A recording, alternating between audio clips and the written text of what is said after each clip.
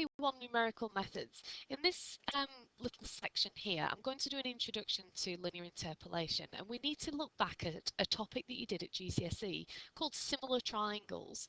Now, similar doesn't mean the kind of the same.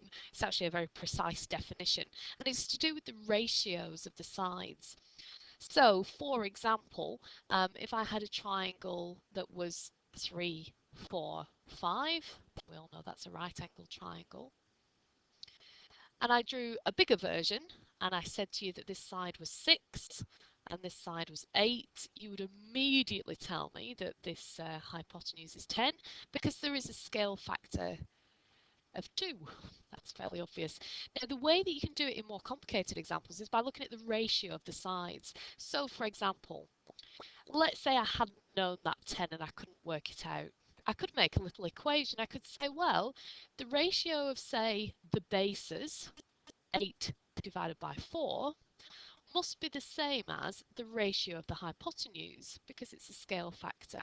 So the thing I'm looking for, divided by 5, the ratio of the hypotenuse, must be the same as the ratio of the bases. And then we've made a little equation. 8 divided by 4 is obviously 2. And so you can cross multiply the 5 or multiply both sides by 5, and that tells us that the hypotenuse is 10. And this is the approach, this dividing corresponding sides, this is the approach we're going to use when we do this method called linear interpolation. So I'll just do another quick example here for your notes. These are intended to be right angle triangles. And there is a measurement missing that you should have on the base here, and that's 10. So make sure you write that into your notes. So that will be the sort of information that we would get when we were going through our calculations, the linear interpolation.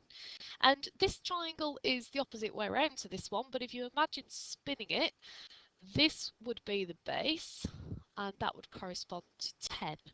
So we can see that 10 over x, the ratio of the bases, would be the same as the ratio of the verticals. Imagine this one upside down, spun round. And so the vertical on this one is 24, and the vertical on this one is 7. So you've got to look for the sides that correspond to each other. Now what I do at this stage is I cross multiply. So I times both sides by 7, which will get rid of the denominator on the right and will give me 70 on the left. But at the same time, I multiply both sides by x. So the x goes from this side and we get 24x on that side. So it's like the 7 is multiplied by the 10 and the 24 is multiplied by the x.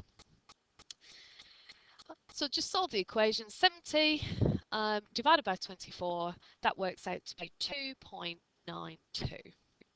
So for these to be similar triangles, this side here would have to be about 2.92 in order for it to be a direct enlargement.